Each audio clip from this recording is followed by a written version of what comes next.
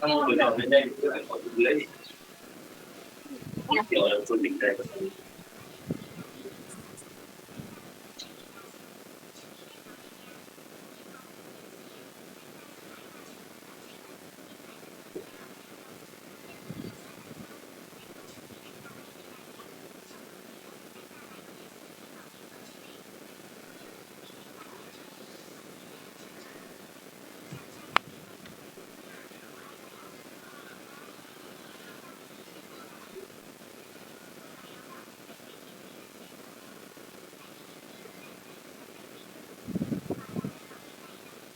Alo, alo.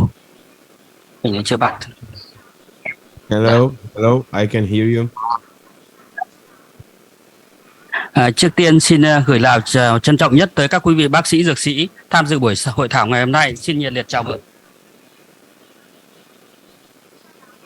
Kính thưa các quý thầy, quý cô, các quý bác sĩ dược sĩ, được sự đồng ý của giáo sư tiến sĩ bác sĩ Lê Văn Quảng, giám đốc bệnh viện K, hôm nay công ty Dr. Reddy rất hân hạnh được phối hợp cùng với bệnh viện K tổ chức hội nghị khoa học với chủ đề cập nhật điều trị ung thư tiền liệt tuyến dưới hình thức trực tiếp kết hợp trực tuyến. Về phía chủ tọa đoàn ngày hôm nay, tôi xin trân trọng giới thiệu giáo sư tiến sĩ bác sĩ Lê Văn Quảng, giám đốc bệnh viện K. Tiến sĩ bác sĩ Đỗ Anh Tú, phó giám đốc phụ trách chuyên môn, phụ trách cơ sở Tam Hiệp, trưởng khoa nội Tam Hiệp bệnh viện K. Về phía báo cáo viên ngày hôm nay, tôi xin trân trọng giới thiệu giáo sư tiến sĩ bác sĩ Karim Firazi, Viện Gustave Roussy và Đại học Paris Sud của Pháp. Tiến sĩ bác sĩ Nguyễn Thị Thái Hòa, trưởng khoa nội 2 của bệnh viện K. Về phía công ty Dr. Reddy, xin trân trọng giới thiệu ông Arun Haruja, giám đốc chiến lược phát triển của công ty Dr. Reddy tại Việt Nam. Về phiên dịch cho buổi hội thảo ngày hôm nay, tôi xin trân trọng giới thiệu tiến sĩ bác sĩ Đỗ Huyền Nga, trưởng khoa nội huyết học của bệnh viện K. Hội nghị cũng xin nhiệt liệt chào mừng các quý vị bác sĩ, dược sĩ đến từ Hà Nội cũng như các tỉnh thành trong cả nước tham gia buổi hội thảo trực tiếp kết hợp trực tuyến ngày hôm nay. Xin nhiệt liệt chào mừng. Sau đây xin trân trọng kính mời giáo sư tiến sĩ bác sĩ Lê Văn Quảng lên phát biểu khai mạc buổi hội nghị. Xin trân trọng kính mời thầy. Kính thưa tiến sĩ bác sĩ Đỗ Anh Tú, phó đốc chuyên môn bệnh viện Ca. Kính thưa giáo sư Karim Fazazi, viện Gustagusi và Đại học Paris Sud. Kính thưa tiến sĩ Nguyễn Thái Hòa cùng toàn thể các thầy, các cô, anh, các chị và các bạn đồng nghiệp. Ung thư tiền liệt tuyến có lẽ là một trong những bệnh mà cái tỷ lệ mắc cũng có cái xu hướng gia tăng, và cái phương pháp điều trị thì cũng rất là đa dạng, và thực sự là để một lựa chọn phương pháp điều trị nó cũng là một cái vấn đề rất là khó trong cái thực hành lâm sàng, bởi vì là nó là một trong những bệnh tiên lượng tốt, và các cái phương pháp điều trị thì cũng cần phải phối hợp giữa các phương pháp khác nhau. Đối với ung thư tiền liệt tuyến mà ở giai đoạn di căn ấy thì cũng là mặc dù di căn rồi thì nó vẫn là một cái bệnh có khả năng kéo dài được của thời gian sống thêm, nhưng mà để làm được điều đó thì cái phương pháp điều trị nào mà phù hợp nhất cũng là một cái sự lựa chọn của mỗi một bác sĩ lâm sàng, phụ thuộc vào những cái tài liệu hướng dẫn của hiệp hội tiết niệu thế giới cũng như của Việt Nam, và phụ thuộc vào từng cái cá thể bệnh nhân. Tôi thấy là nó cũng là một cái sự lựa chọn khó khăn. Trong những cái buổi hội trần thì thấy là mỗi người đưa ra một ý kiến, và đúng là phải cá thể hóa điều trị nó từng phù hợp thì nó sẽ đem lại cái kết quả tốt nhất. Và hôm nay với cái hai báo cáo viên của giáo sư Karim Fizazi và của tiến sĩ Nguyễn Thái Hòa sẽ cho chúng ta những cái cập nhật những cái kiến thức cơ bản trong điều trị ung thư liệt tuyến nói chung và điều trị ung thư tiền liệt tuyến di căn nói riêng, cũng như là việc quản lý ung thư tiền liệt tuyến như thế nào trong thực hành lâm sàng để mà có cái kết quả tốt nhất cho bệnh nhân, thì là một cái điều mà chúng ta phải quan tâm. Và tôi mong rằng là cái buổi hội thảo ngày hôm nay sẽ có nhiều những cái câu hỏi, cũng có nhiều những cái ý kiến đóng góp để làm sao cho nó phù hợp với lại thực tế của bệnh nhân Việt Nam. Cũng báo cáo với thầy Tú, với cô Hòa là chúng tôi cũng đang hợp tác với NCCN để xây dựng cái guideline hướng dẫn cho Việt Nam. Đấy. Và trong thời gian trước mắt thì nó khoảng 5 bệnh, và trong sang năm khoảng 5 bệnh nữa là 10 bệnh ung thư hay gặp thì chắc chắn phải có ung thư tiền liệt tuyến. Và nó có rất nhiều cái option trong việc mà lựa chọn cái guideline. Một là dịch toàn bộ cái guideline của Tây cho ta. Cái thứ hai nữa là dựa vào cái số liệu thực tế của Việt Nam mà nói chung, vào bệnh viện Ca cũng như các bệnh viện chuyên khoa về tiết niệu nói riêng, để mà sẽ xây dựng cũng như tổng kết lại những cái kết quả đạt được để đưa ra một cái guideline dựa trên cái nền tảng của NCCN. Đấy là option thứ hai. Option thứ ba là vẫn dịch của Tây, nhưng mà các chuyên gia Việt Nam sẽ ngồi lại để mà thấy là cái nào nó phù hợp với Việt Nam, cái nào mà chưa phù hợp thì mình cái option đầu tiên của Tây có thể là thành của ta. Đấy, hoặc là của ta lại ngược lại như vậy. Thế thì nó mới phù hợp. Thì tôi đang lựa chọn cái option thứ ba là dịch của Tây, nhưng mà những cái lựa chọn đấy là phải có chuyên gia Việt Nam xem là với cái lựa chọn của Tây như vậy thì mình có làm được hay không, hay là mình làm cái lựa chọn thứ hai để cho nó phù hợp với rất nhiều bệnh viện, và cái lựa chọn kia thì nó mình không thể theo kịp các nước được, chẳng hạn như vậy. Ví dụ tất cả cái xét nghiệm mình phải làm chẳng hạn như thế thì nó cũng là khó. Thì tôi sẽ lựa chọn cái option đấy, và đến tháng 5 này họ sẽ sang Việt Nam để ngồi trực tiếp với chúng ta ký MOU cũng như là đưa ra cái hướng để hoạt động và làm luôn. Thế thì hy vọng rằng là trong một năm tới thì hơn một năm nữa là chúng ta sẽ ra được cái guideline hướng dẫn ung thư 10 bệnh hay gặp của Việt Nam. Một lần nữa thì xin trân trọng cảm ơn thầy Tú, cảm ơn hai báo cáo viên, phiên dịch viên cũng như là công ty Dr. Reddy. Thì trân trọng cảm ơn. Và sau đây là xin mời cô Nguyễn Thị Thái Hòa trình bày bài điều trị ung thư tiền liệt tuyến di căn, hiện trạng và thách thức tại Việt Nam. Kính thưa giáo sư Quảng, kính thưa tiến sĩ Tú, các quý thầy cô và đồng nghiệp. Sau đây thì tôi sẽ báo cáo về cái tình trạng điều trị ung thư tuyến tiền liệt di căn tại Việt Nam.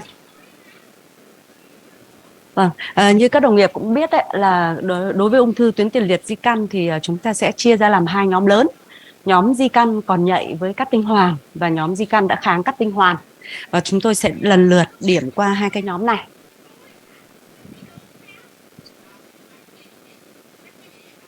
Next. Không next được.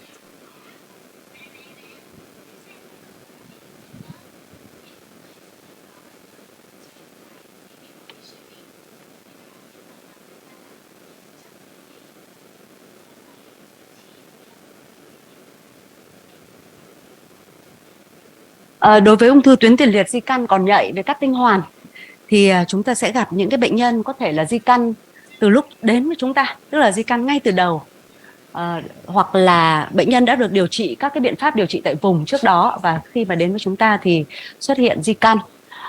Với nhóm bệnh nhân này thì các cái triệu chứng thường là rầm rộ bởi vì bệnh nhân chưa được phẫu thuật hoặc là dùng các cái thuốc để mà cắt tinh hoàn. Và cái mục tiêu điều trị đối với nhóm bệnh nhân này đó là gì? Do các cái triệu chứng rầm rộ cho nên chúng ta phải đạt được giảm các triệu chứng, và từ đó thì chúng ta sẽ kéo dài cái thời gian mà đến tiến triển đến kháng cắt tinh hoàn, kéo dài cái thời gian đến tiến triển bệnh, kéo dài thời gian sống thêm cho bệnh nhân và đảm bảo chất lượng sống tốt cho bệnh nhân.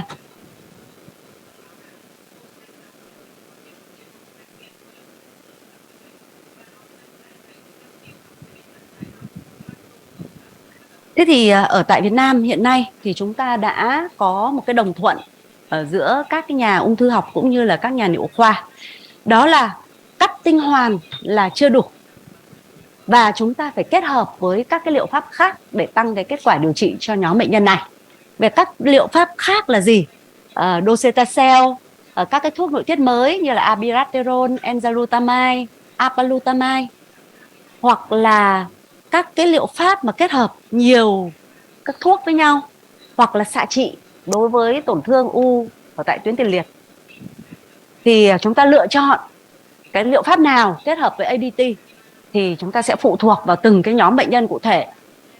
Đây là một cái nghiên cứu so sánh giữa việc chúng ta kết hợp docetacel với ADT so với lại chỉ có ADT trên những cái bệnh nhân MHSPC khoảng 790 bệnh nhân. Thì chúng ta thấy rằng đối với những cái bệnh nhân mà là low volume thì chúng ta không thấy có cái lợi ích về sống thêm nếu mà chúng ta kết hợp docetacel vào ADT. Nhưng đối với nhóm high volume được định nghĩa là có di căn tạng hoặc và có di căn xương, ít nhất từ 4 tổn thương xương trở lên và ít nhất một cái tổn thương xương là ở ngoài cái trục khung chậm cuộc sống, thì đối với nhóm high volume đó, việc chúng ta kết hợp docetacel vào ADT đã cải thiện được cái thời gian sống thêm cho bệnh nhân và giảm được nguy cơ tử vong là 40%. Còn đây là một cái nghiên cứu pha ba ngẫu nhiên so sánh giữa việc chúng ta kết hợp abiraterone acetate, một cái thuốc nội tiết mới, với ADT so với lại chúng ta chỉ có ADT ở nhóm bệnh nhân MHSPC high risk, được định nghĩa là có 2 trên 3 cái yếu tố. Yếu tố thứ nhất là điểm của Gleason score từ 8 điểm trở lên, lớn hơn bằng 3 tổn thương xương hoặc là có di căn tạng. Thì nếu như bệnh nhân thỏa mãn 2 trong 3 yếu tố này thì được thỏa mãn cái định nghĩa là high risk và được đưa vào để phân ngẫu nhiên giữa ADT đơn trị và ADT kết hợp với abiraterone acetate. Và cái tiêu chí chính của nghiên cứu này là OS cũng như là rPFS, tức là sống thêm không tiến triển trên hình ảnh. Thì cái việc chúng ta kết hợp abiraterone vào với ADT ở trên nhóm bệnh nhân high risk này đã cải thiện được cái kết quả sống thêm cho bệnh nhân giảm được là 38 nguy cơ tử vong và cải thiện được cái sống thêm không có tiến triển trên hình ảnh cho bệnh nhân, giảm được 53% nguy cơ tiến triển bệnh. Như vậy hiện nay chúng ta đang có những cái nhóm bệnh nhân mà là thuộc diện high volume hoặc là high risk để chúng ta kết hợp với docetaxel hoặc là abiraterone acetate.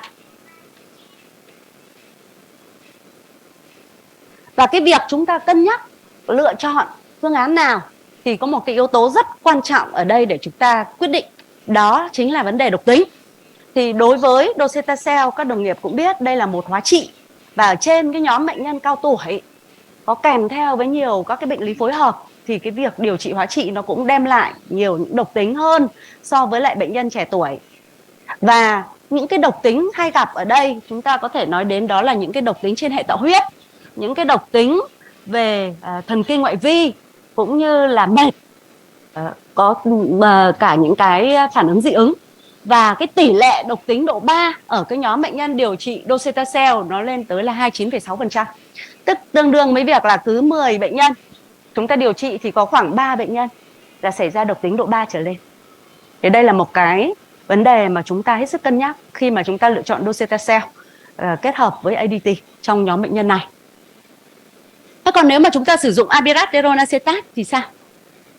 Thì các cái độc tính mà chúng ta cần lưu ý đấy là tăng huyết áp, đấy là hạ kali máu và tăng men gan. Và cái tỷ lệ độc tính độ 3 ở cái nhóm bệnh nhân này nó rơi vào khoảng 15%. Nó chỉ bằng một nửa so với lại nhóm bệnh nhân điều trị docetaxel.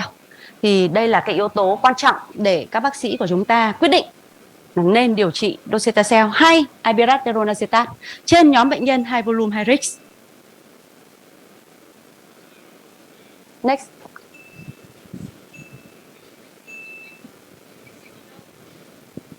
Thế còn đối với những cái bệnh nhân mà không thỏa mãn high volume high risk thì sao?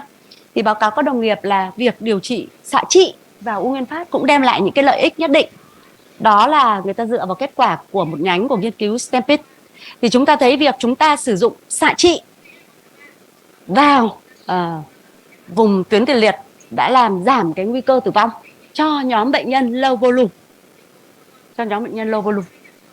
Và đây cũng là một cái lựa chọn mà chúng ta có thể sử dụng cho các cái bệnh nhân low volume của chúng ta. Thế và một số các cái thuốc nội tiết mới ức chế anti-androgen như là enzalutamide hay là apalutamide cũng đã có các cái thử nghiệm pha 3 dương tính để mà chúng ta quyết định điều trị các cái thuốc nội tiết này trên nhóm bệnh nhân MHSPC bất kể tình trạng low volume, high volume, low risk hay là high risk. Thì tôi đơn cử đây là một nghiên cứu, đó là nghiên cứu Archer. Nghiên cứu này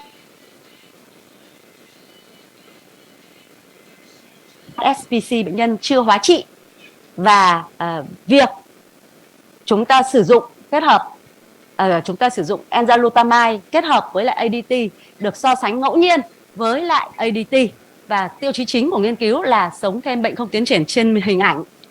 Thì cái kết quả về rPFS của nghiên cứu này đã cho thấy cái việc chúng ta kết hợp enzalutamide vào ADT đã giảm được nguy cơ tiến triển bệnh ở trên hình ảnh là 61%.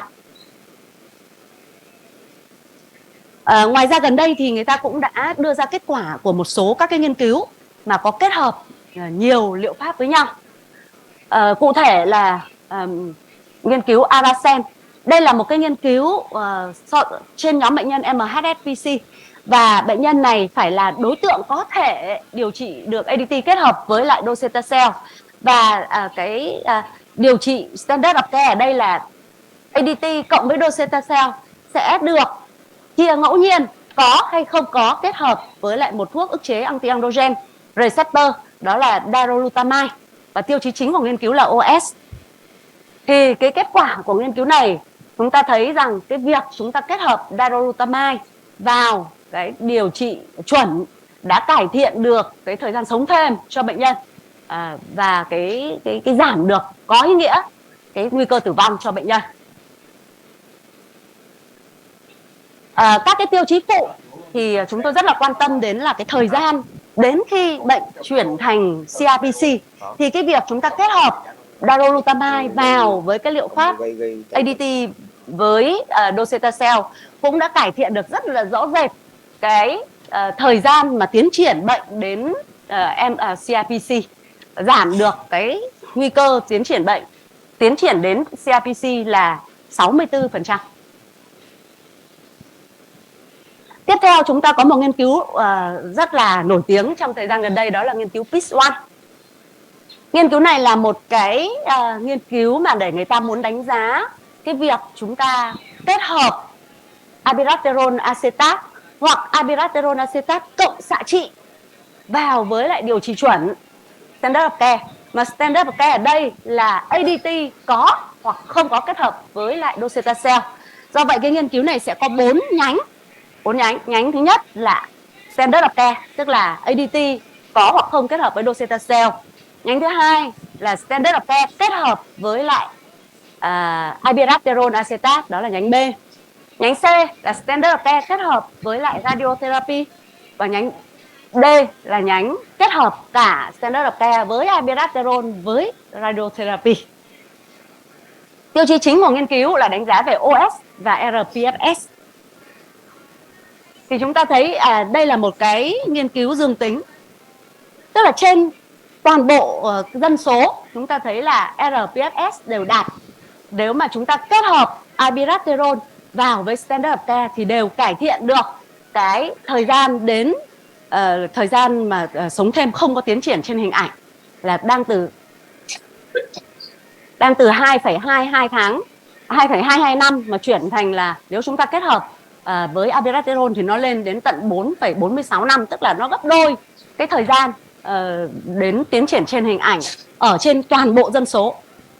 Và cái nhóm mà dân số mà cái standard of care đấy bao gồm cả docetaxel á, thì cái việc chúng ta kết hợp với abiraterone cũng đem lại cái cải thiện có ý nghĩa về rPFS. Thế một cái câu hỏi đặt ra là đấy là rPFS thì như vậy, nhưng mà đối với OS thì các đồng nghiệp biết rằng là đối với OS mà cái nhóm bệnh nhân mà low volume á, thì người ta sống thêm rất là dài, kể cả bệnh nhân dùng chỉ có ADT hoặc ADT kết hợp với docetaxel, tức là ở cái nhánh standard of care người ta cũng sống thêm rất dài. Vậy thì đối với cái nhánh đấy, việc chúng ta kết hợp thêm cả abiraterone, tức là chúng ta làm nào là ADT, nào là docetaxel, nào là abiraterone acetate, nó có cải thiện được kết quả sống thêm hay không. Thì chúng ta thấy là chỉ cái bên mà high volume thôi, cái việc chúng ta kết hợp nhiều thuốc như vậy nó mới đem lại cái hiệu quả. Còn bên low volume ấy, thì cái việc chúng ta kết hợp abiraterone vào standard of care nó không có cải thiện được về OS. Bởi vì bản thân bệnh nhân đã sống rất là dài rồi, ngay cả với các cái liệu pháp ADT cộng với docetaxel cũng đã rất tốt rồi. Cho nên mặc dù hai nhánh đều chưa đạt về OS, chưa đạt cái MOS, nhưng chúng ta thấy là về giá trị hazard ratio và cũng như giá trị P là không có ý nghĩa thống kê. Tức là chúng ta việc kết hợp với abiraterone vào cái standard of care ở nhánh bệnh nhân low volume cho đến hiện nay chúng ta chưa thấy có cái giá trị về OS. Thống kê lại thì hiện tại chúng ta đang có một số các cái lựa chọn để kết hợp với ADT cho MHSPC, đó là docetaxel, đó là abiraterone acetate trên những nhóm bệnh nhân high volume high risk, và enzalutamide hay ablutamide thì bất kể là low volume hay low risk hay high volume high risk đều có thể đem lại cái hiệu quả. Và xạ trị thì cũng được làm cái lựa chọn đối với nhóm bệnh nhân low volume. Ngoài ra thì chúng ta thấy là các cái điều trị phối hợp nhiều thuốc cũng là một cái lựa chọn, nhưng mà chúng ta cũng phải lựa chọn bệnh nhân rất là cân nhắc. Thế ở tại Việt Nam thì sao? Tại Việt Nam hiện nay chúng ta đang có docetaxel áp dụng cho nhóm high volume và đang được bảo hiểm y tế chi trả. Đây là một cái lựa chọn mà rất nhiều bệnh nhân mong muốn được điều trị, bởi vì người ta không có điều kiện để tiếp cận với các cái liệu pháp đắt tiền khác. Cho nên dẫu gì chúng ta vẫn cứ điều trị docetaxel giống như một cái liệu pháp đầu tay cho nhóm bệnh nhân này, trừ trường hợp bệnh nhân có điều kiện để tiếp cận những cái thuốc khác. Abiraterone acetate thì chúng ta hay lựa chọn cho nhóm bệnh nhân high risk, và tuy nhiên ở trên cái nhóm bệnh nhân MHSPC thì cũng chưa được bảo hiểm y tế chi trả, cho nên cái giá thành nó cũng rất là cao. Enzalutamide thì đã có thuốc ở tại Việt Nam nhưng mới chỉ được cấp phép cho MCRPC mà thôi. MHSPC chưa được cấp phép. Tuy nhiên trên thực hành lâm sàng chúng ta cũng đã sử dụng cho một số bệnh nhân MHSPC bởi vì nó cũng bất kể cái tình trạng low volume hay high volume đều có thể có lợi ích. Apalutamide thì hiện tại chưa có tại Việt Nam và tới đây thì chúng tôi hy vọng là đến cuối năm là sẽ có. Xạ trị u nguyên phát thì chúng ta dùng cho nhóm bệnh nhân low burden và đây cũng là một lựa chọn bởi vì bảo hiểm chi trả. Các điều trị kết hợp nhiều thuốc thì chưa được cấp phép tại Việt Nam. Tuy nhiên trên thực tế lâm sàng thì bắt đầu có một vài nơi áp dụng trên những nhóm bệnh nhân mà có nguy cơ cao hoặc là high volume. Và tuy nhiên là các bác sĩ hiện tại bởi vì chưa được cấp phép cho nên khi người ta áp dụng thì người ta rất là lo ngại về vấn đề độc tính. Thì đấy là cái thực trạng điều trị MHSPC ở Việt Nam. Chúng tôi chuyển sang cái nhóm bệnh nhân thứ hai là nhóm bệnh nhân MCRPC. Thì về bối cảnh lâm sàng cái nhóm bệnh nhân này thì có thể là bệnh nhân điều trị tại vùng và có kết hợp với ADT, và khi mà tiến triển trên hình ảnh hoặc là tiến triển PSA thì biến thành là MCRPC. Cái nhóm bệnh nhân thứ hai là cái nhóm bệnh nhân mà MHSPC, tức là đã có di căn rồi, chúng ta cắt tinh hoàn vào cái thời điểm MHSPC rồi và tiến triển thành MCRPC. Cái nhóm bệnh nhân thứ ba là nhóm bệnh nhân ung thư tuyến tiền liệt mà kháng cắt tinh hoàn rồi nhưng mà chưa di căn, thì sau một thời gian nó xuất hiện di căn thì lúc đấy chúng ta có bệnh nhân thành là MCRPC. Và như vậy hai cái nhóm bệnh nhân là từ MHSPC và NMCRPC này thì chúng ta lưu ý là chúng ta đã điều trị ADT kết hợp với một liệu pháp gì đó rồi. Đó. Và khi bệnh tiến triển thành MCRPC thì cái mục tiêu điều trị của chúng ta ngoài cái việc là đạt được đáp ứng để cho giảm triệu chứng cho bệnh nhân thì chúng ta phải đạt được lợi ích về OS, về rPFS và chất lượng sống. Và các cái điều trị hiện có cho cái nhóm bệnh nhân này đó là hóa trị docetaxel, các thuốc nội tiết mới, rồi chúng ta có một loạt các cái điều trị bước sau. Khi mà chúng ta đã điều trị cả docetaxel, cả các thuốc nội tiết mới rồi thì tới gần đây thì chúng ta thấy là nảy nở rất là nhiều những cái nghiên cứu và thử nghiệm mà cho cái kết quả dương tính về các cái điều trị bước sau. Tuy nhiên các đồng nghiệp lưu ý là ADT vẫn phải được tiếp tục, không được dừng ở nhóm bệnh nhân này. Và các cái yếu tố ảnh hưởng đến cái phác đồ lựa chọn điều trị là gì? Thứ nhất là cái tiến triển của bệnh di căn ngay từ đầu hay là điều trị tại chỗ rồi mới di căn, rồi là từ NMCRPC chuyển sang MCRPC hay là từ MHSPC chuyển sang CRPC. Tiếp theo nữa là cái lựa chọn điều trị trước đó thì rất là quan trọng, bởi vì chúng ta vừa nghe cái phần MHSPC rồi, chúng ta có rất nhiều các cái lựa chọn điều trị ADT kết hợp với đủ mọi thứ cả. Vậy thì khi bệnh nhân đã điều trị rồi thì chúng ta sẽ điều trị như thế nào ở giai đoạn MCRPC? Thì đấy là một cái yếu tố quan trọng. Và thứ ba nữa là chúng ta phải xem các cái điều trị hiện có ở tại chính cái nơi của chúng ta làm việc. Đấy, đó là các cái hóa trị, các cái nội tiết mới, rồi là các cái hóa trị. Rồi chúng ta cũng phải cân nhắc về vấn đề tuổi tác của bệnh nhân, các cái bệnh lý phối hợp của bệnh nhân và cái khoảng thời gian đến tiến triển bệnh của bệnh nhân. Và đây là các cái thử nghiệm lâm sàng mà đã cho thấy cái kết quả về cải thiện về thời gian sống thêm toàn bộ ở cái nhóm bệnh nhân MCRPC bằng các cái liệu pháp khác nhau, như là docetaxel, như là các cái thuốc nội tiết mới, rồi là radium 223, rồi là các cái hóa trị bước sau. Và trong guideline của NCCN thì người ta lựa chọn việc điều trị trên cái nhóm bệnh nhân này cũng phụ thuộc rất nhiều vào các cái điều trị trước của bệnh nhân. Người ta chia ra làm 4 nhóm. Nhóm thứ nhất là chưa dose và chưa nội tiết mới. Nhóm thứ hai là đã dose rồi và chưa nội tiết mới. Nhóm thứ ba là nội tiết mới rồi và chưa dose. Và nhóm thứ tư là cả hai cái đều đã dùng rồi. Thì người ta sẽ điều trị gì? Thế còn ở tại Việt Nam thì thông thường là chúng tôi sẽ chia ra 3 nhóm. Nhóm thứ nhất là mới có ADT đơn trị hoặc là ADT kết hợp với xạ thôi, chưa dùng nội tiết mới, cũng chưa dùng docetaxel. Nhóm thứ hai là đã dùng docetaxel rồi. Và nhóm thứ ba là ADT kết hợp với lại nội tiết thế hệ mới rồi. Thế thì các cái lựa chọn ở những cái bệnh nhân chưa hóa trị thì nghiên cứu QA302 hay Previte đã chứng minh cái hiệu quả của các thuốc nội tiết mới trên nhóm bệnh nhân chưa được hóa trị so với placebo, và đây là cái lựa chọn đầu tay cho nhóm bệnh nhân này nếu như bệnh nhân chưa được sử dụng các cái thuốc nội tiết mới.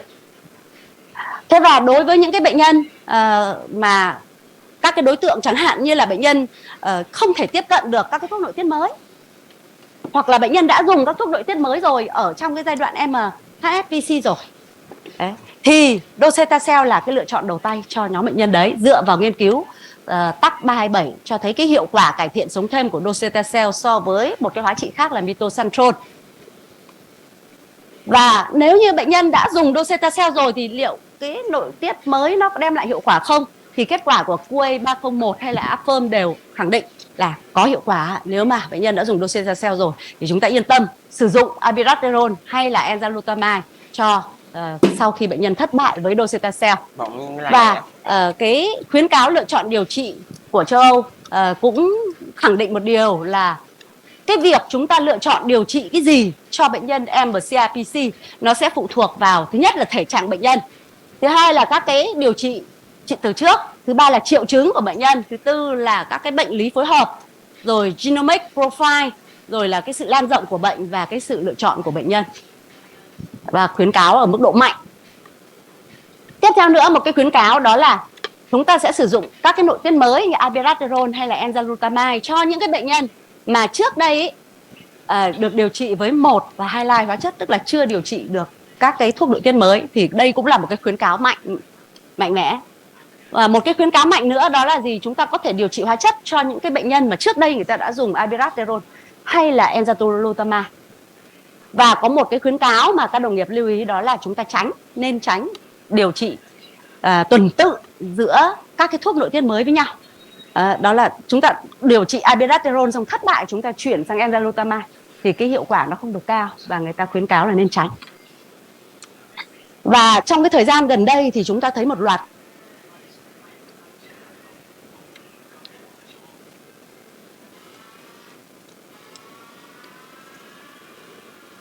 hóa trị.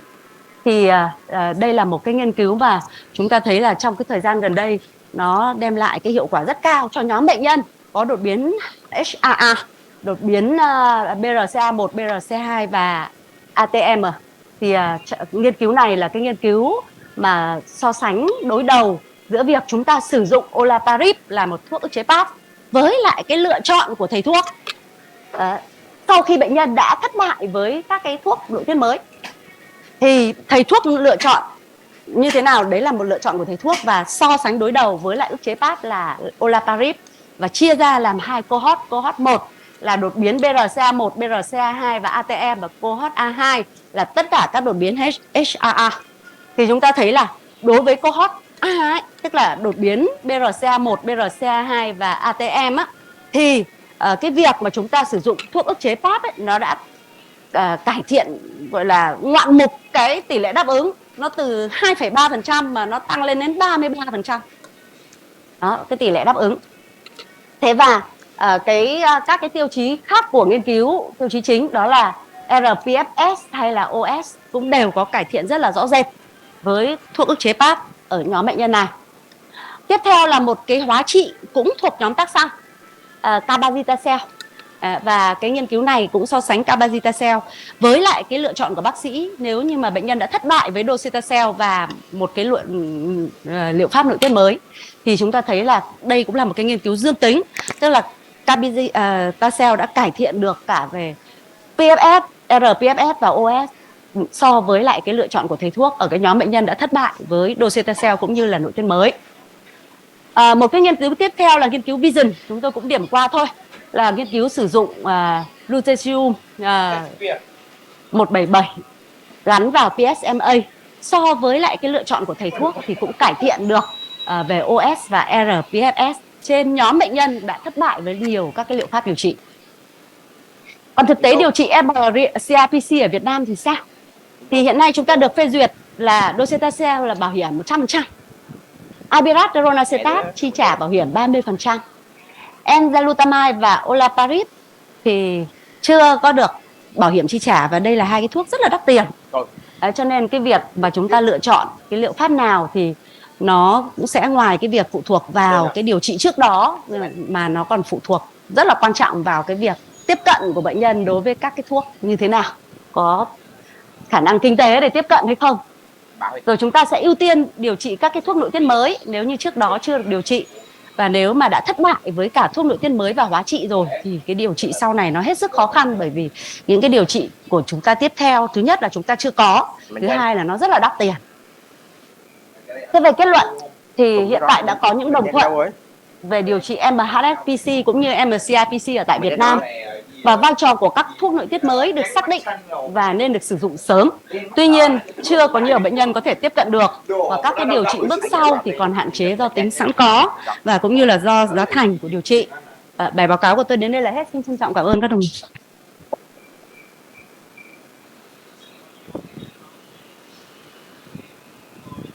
Vâng, chúng tôi xin được trân trọng cảm ơn tiến sĩ Nguyễn Thị Thái Hòa. Trong cái nội dung trình bày thì rất nhiều thông tin về hai cái nhóm của bệnh nhân ung thư tuyến tiền liệt, giai đoạn còn nhạy với nội tiết và giai đoạn mà khám với cắt tinh hoàn. Thì chúng tôi chỉ điểm nhanh một số nét chính của tiến sĩ Hòa đã trình bày để lát nữa chúng ta sẽ cùng nhau thảo luận. Thứ nhất là cái mục tiêu điều trị cho ung thư tuyến tiền liệt mà còn nhạy với nội tiết thì bác sĩ Hòa cũng đã giải thích rất là kỹ, là chúng ta làm giảm triệu chứng, kéo dài thời gian đến kháng cắt tinh hoàn, kéo dài thời gian bệnh không tiến triển, OS, rồi cải thiện triệu chứng. Đó là những cái mục tiêu. Thế xuyên suốt trong suốt khoảng gần một thập kỷ qua thì có rất nhiều nghiên cứu để chứng minh vai trò của những thuốc nội tiết thế hệ mới, cũng như là việc kết hợp những cái thuốc hóa trị mà chúng ta đang sử dụng với thuốc nội tiết thế hệ mới. Trên điểm từ nghiên cứu Chartered 2015 đã chứng minh ra cái nhóm mà kết hợp docetaxel kết hợp với ADT là đã giảm cái tỷ lệ tử vong là 40% ở cái nhóm high volume. Và Stampede rồi nghiên cứu Latitude, lát nữa thì tác giả của nghiên cứu này sẽ có bài trình bày ở phía sau, là cũng đã chứng minh vai trò của AB kết hợp ADT đã cải thiện cái thời gian sống thêm và giảm tỷ lệ tử vong đến gần 40%. Thì các nghiên cứu khác, vai trò của enzalutamide thì cải thiện ở cả cái nhóm mà có high volume và low volume, cũng công bố những năm 2019, và đặc biệt là năm 2022 thì có hai cái nghiên cứu đã được chứng minh, Aracen và PIS1, thì khi thêm các thuốc nội tiết thế hệ mới vào cái standard of care, tức là thêm ADT kết hợp với docetaxel thì nó cải thiện thời gian sống thêm, đặc biệt là tới 5 năm ở PIS1.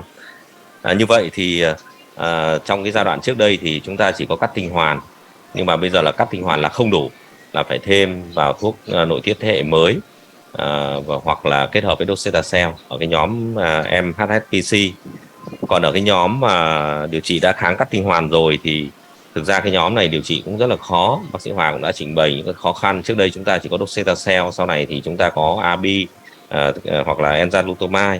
Tuy nhiên thì trong cái giai đoạn về sau này thì khi mà thuốc thế hệ mới chúng ta đang sử dụng rồi thì lại còn khó khăn hơn nữa khi mà chúng ta đã sử dụng những cái thuốc đó rồi.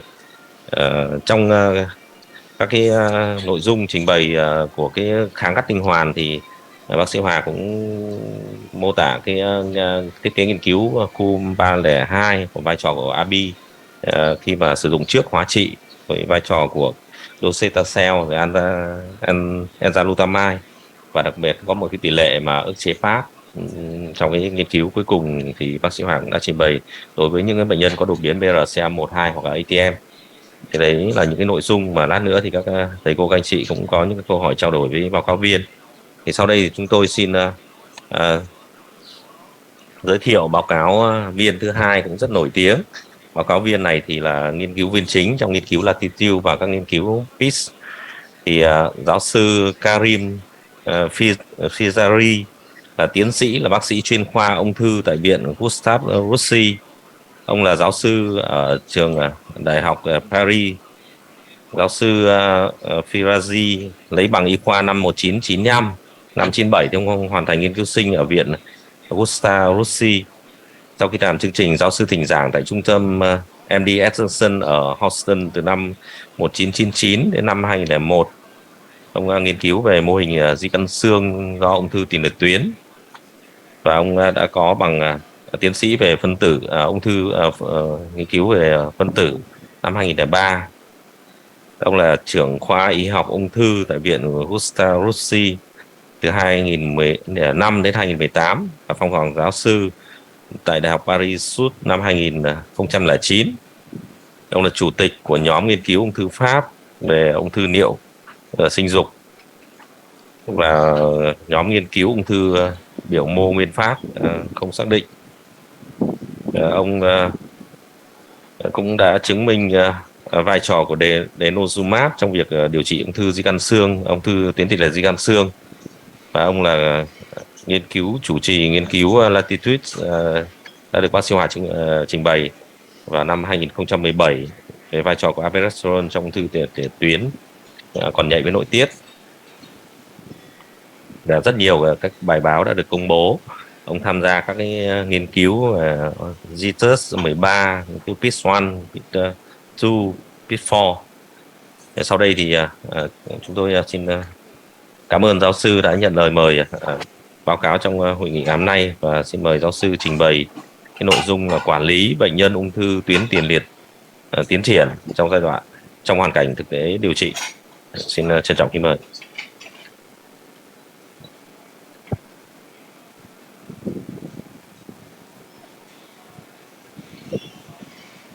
All right. Good morning for me, but really good afternoon or good evening for you. And thank you very much for the invitation.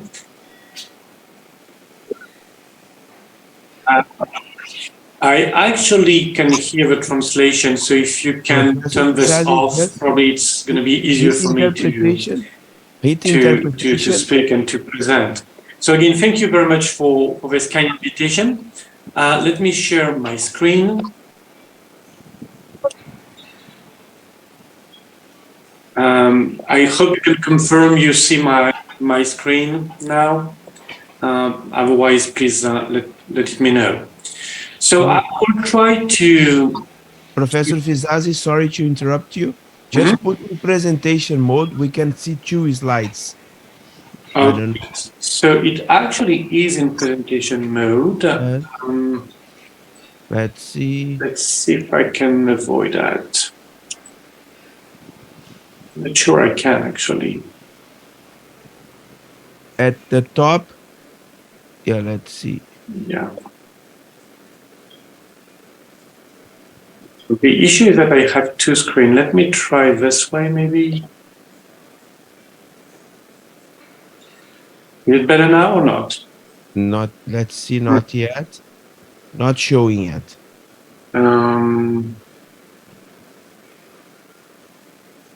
The issue is that I have 2 screens. Okay, so try to share and hit just share a PowerPoint. Okay. Let me... Not the screen. Yeah. Let's see. Better.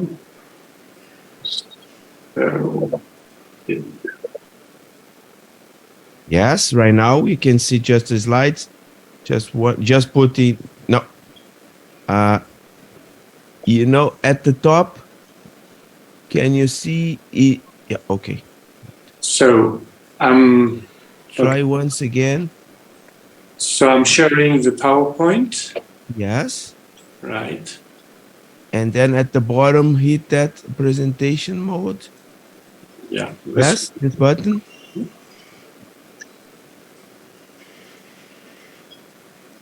Do you see it? No. Yeah, it's not working for Okay. some reason. That's interesting. Yeah, it should be all. That's interesting. Okay, let's try again. I'm sorry for that. Usually, No, don't worry. And maybe if it's not working, try to share your desktop. So maybe, you know what? Let me try this. Try to share my second screen. Oh, that maybe. Yeah, perfect. That's working. That works? Yeah, it's working. Okay, so let's do that. All right. Okay, sorry for that again. So this presentation is about, in general, the evolving landscape in the management of men with advanced prostate cancer, so covering different situations. I will try to avoid repetition from the previous presentation, so maybe I will skip a couple of slides that have been showed already. Those are my disclosures. And in just one slide, I like to remind you the major progresses we've made in this disease in the last basically decade or so, or 13 years. And you will see in blue the drugs which were available 10 years ago and which had already shown efficacy in the disease, including, of course, androgen deprivation therapy, docetaxel, and zoledronic acid. Zoledronic acid showing a reduction in the bone morbidity, and docetaxel showing overall survival improvement, as already stated.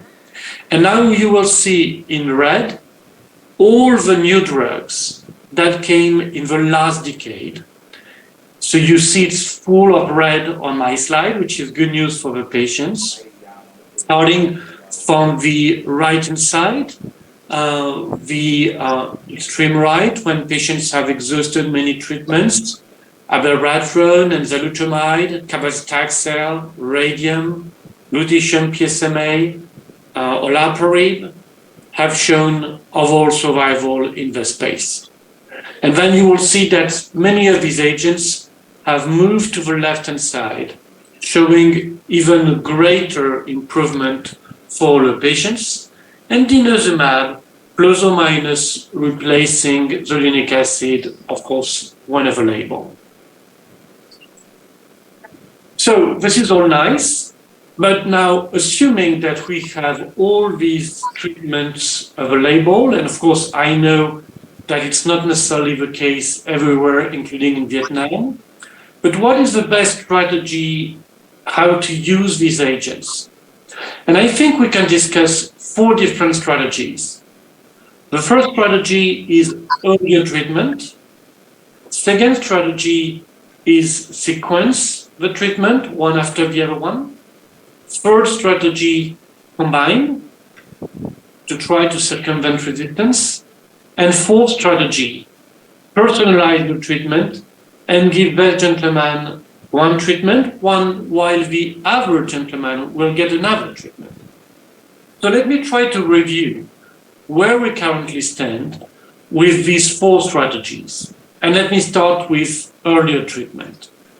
I will follow the natural history of the disease and start with localized disease, men with high-risk localized disease who are typically treated, I guess, with radiation therapy and androgen deprivation therapy. And here, I think we saw 1 or 2 years ago now, maybe one of the greatest improvement with systemic treatment, or with treatment in general, for men with prostate cancer that we've seen in the last 2 decades. And this is thanks to abiraterone in the Stampede localized trial, where you can see that adding abiraterone for 2 years on top of ADT and radiation tremendously improves overall survival, and of course also metastasis-free survival, with a 37% reduction in the risk of death in these men. And if you look at the curve, for example, pick up the one to the left-hand side, they're pretty much the same. But if you look at the curves, you will see that almost no more men with high-risk localized disease will die from their prostate cancer in the last 5 to 10 years. The few death events are probably due to other causes, which I think is a very important achievement that was obtained. And I hope that we will be able to use abiraterone more and more in the space. Now, moving a bit later in the course of a disease, let's say that the patient has developed a PSA relapse. I think I hear a background noise, so please make sure that your mics are on mute to avoid this background noise again. Thank you so much. So let's say that the patient has developed a PSA relapse after local treatment. He started on androgen deprivation therapy because this is a bad biochemical relapse with a rapidly rising PSA or an aggressive cancer, a high Gleason score. Typically it works, but with time, the PSA starts rising again. And this is what we call non-metastatic castration-resistant prostate cancer. In this particular space, 3 randomized trials showed that overall survival is also clearly improved with early intervention using one of the AR pathway inhibitors, the one you like, of course, Spartan with apalutamide, enzalutamide with Prosper, and darolutamide with Aramis. So again, clear benefit coming together with metastasis-free survival improvement. Still moving to the right, now patients with metastatic disease. The previous speaker explained the benefit that we see with docetaxel in this space. But actually, when you look at the long-term efficacy assessments that were performed in Chartered and Stampede docetaxel, the effect on overall survival was actually lower as compared to originally stated, with only a 27% improvement in the risk of death in Chartered, as opposed to approximately 40% when originally published. And for Stampede, only 19% reduction in the risk of death, again, lower than initially reported. And you see this banana curve, the banana shape of the curves. The 2 curves tend to merge with time, perhaps because we're using the docetaxel for just 4 or 5 months. We cannot do longer than that. And with time, the 2 curves tend to merge. So the docetaxel improves overall survival, it's true, but it's far from being perfect. We need better treatments. And actually, abiraterone and other AR pathway inhibitors can probably provide better outcomes for these patients with metastatic castration-sensitive disease. You see the latitude data and the Stampede abiraterone data clearly showing overall survival improvement with a 38% reduction in the risk of death. And you see that the curves tend to diverge more and more with time. We don't see, again, this merging phenomenon that we just saw with docetaxel. This was confirmed with other agents, enzalutamide and apalutamide. You just saw the data from the previous speech. And now, because I know Vietnam is in a situation where money is very important. Actually, this is true, unfortunately, everywhere on this planet.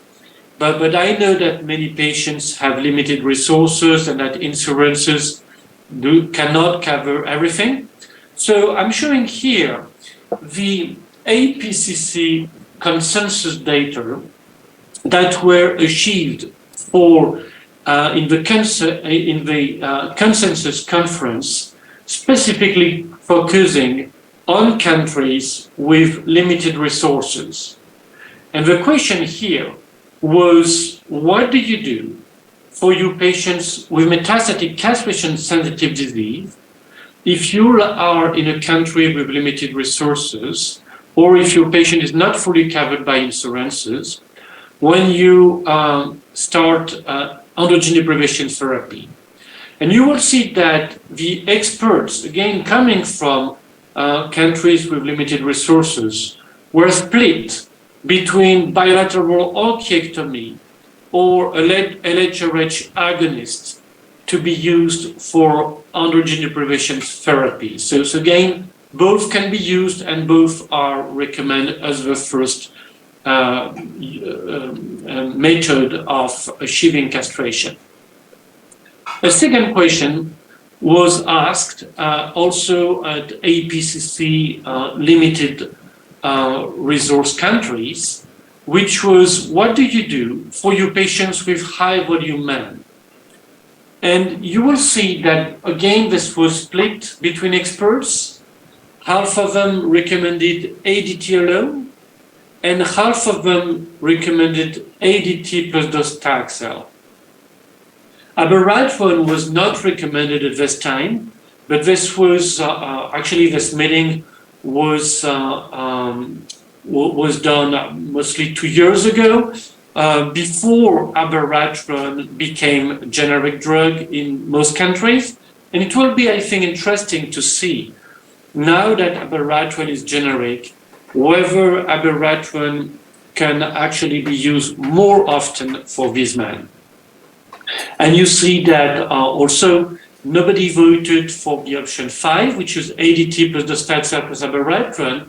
But again, the question was asked before the data from PEACE-1 and Erasmus were reported. So it will be interesting to see whether all our colleagues from limited resource countries will now more and more use a triplet treatment. A third question was asked for men with low volume, and you will see that for the systemic treatment choice, so not speaking about radiation, ADT alone or ADT plus docetaxel were again the two mostly recommended options. Again, abiraterone was mostly not accessible with no or limited generic options for most of these countries when the question was asked. Now, regarding the use of radiation therapy for these men with low volume disease living in countries with limited availability for radiations units, actually the jury was split again. Half of the jury voting for yes, I would propose radiation therapy for these patients, while the other half would say, well, no, I will reserve radiation therapy resources for other cancer types when this may be even more important, Hodgkin disease, Hodgkin lymphoma, or other lymphomas, or other localized disease situations where radiation is maybe more important. So you see, the jury was well split. Okay, coming back to the science now, the question for these men with metastatic castration-sensitive disease is whether we should combine all the treatment up front, or at least more treatment up front, abiraterone and docetaxel. And actually, we do have data now since about a year now, or a year and a half. Again, this is PEACE-1, asking whether we should intensify men with ADT docetaxel and abiraterone. We have the answer. I'll show that to you in a second. And the second question PEACE-1 is asking is whether we should keep using radiation therapy in these men who have systemic treatment intensification. We don't have the answer yet, but this should be ready for readout probably this year, hopefully before the summer. But let me review first the data about systemic treatment with a triplet. As shown in the previous talk, PEACE-1 is a positive phase 3 trial. We see both radiographic progression-free survival improvement, 2 years versus 4.5 years. So we're providing 2.5 additional years of good life to all our patients with a triplet combination versus a doublet. And overall survival is also improved, favoring the triplet, even if this was achieved in a situation where more than 80% of men in the control arm had access to abiraterone or enzalutamide when they developed mCRPC. So in other words, in PEACE-1, we clearly compared early intensification versus sequential treatments with abiraterone or enzalutamide being used later on. And you see that the answer is very clear. Early intensification is better as compared to sequential use of these treatments. if I try to put this into context now, this is what we've done in just a decade. A decade ago, we were using ADT alone for these men, and I'm showing here, for example, for the sake of comparison, men with de novo and high volume disease.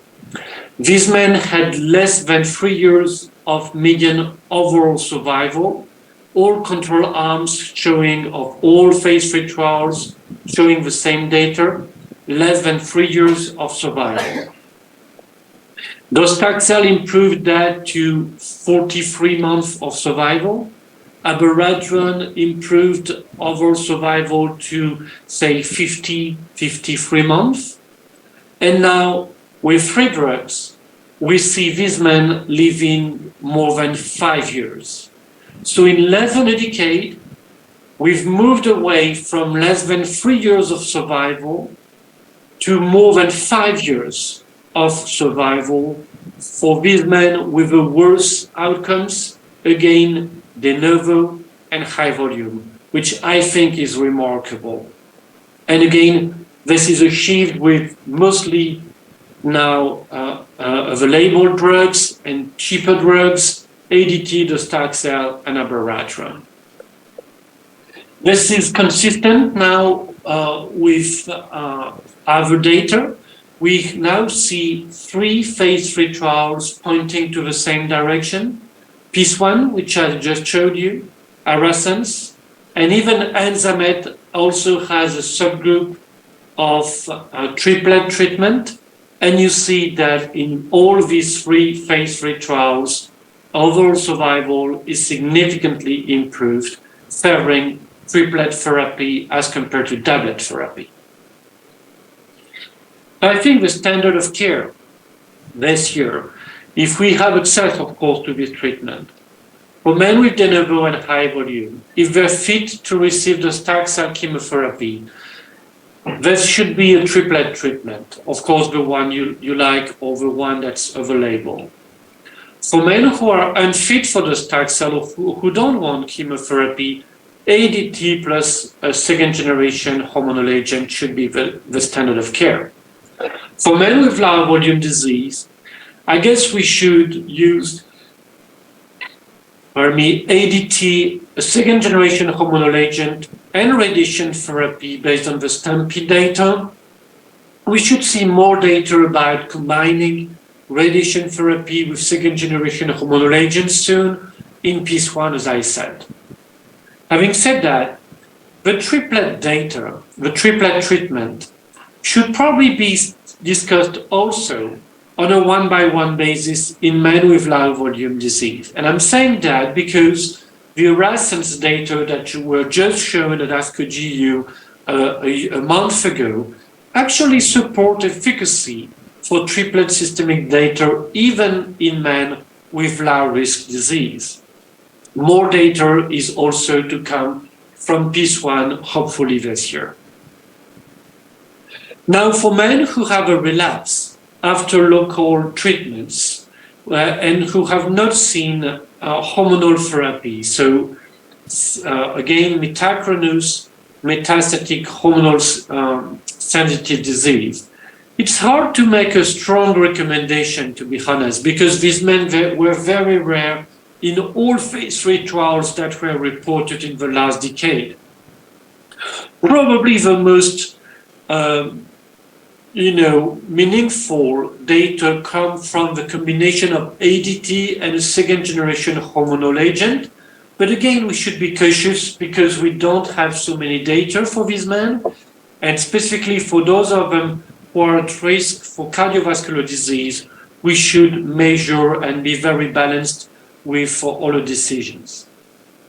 And I, of course, very well recognize that some patients are just too frail or very elderly, and it's hard to use intensification treatment for these men. So probably ADT alone remains a reasonable standard of care by default for these men. Having said that, we need more data, more treatments, because this remains a lethal disease. And for example, amongst the Peace Consortium in Europe, we are currently developing the Peace 6 program, which is a platform for phase 3 trials. And we are actually asking and trying to answer different questions. For example, for men with oligometastatic disease, we are randomizing the role of stereotactic radiation therapy directed to metastasis. This trial is enrolling rapidly patients as I'm speaking. A second phase 3 trial, which is called P6 Vulnerable, is randomizing the role of darolutamide for men who are frail. We are just about to start, hopefully this year, 2 phase 3 trials for good responders and poor responders based on 6-month PSA values, men who are on the systemic treatments and with an injectable PSA will go for de-escalation randomly, while patients who are poor responders will be randomized to receive even further intensification using lutetium PSMA on top of their ongoing systemic treatments. And these 2 trials should again be out of ground hopefully this year. Okay, so you saw I took my time on the earlier treatment strategy because obviously this is a win in the last years. So I think this should be more and more what we should use. But let me review briefly what we have in terms of sequential treatments.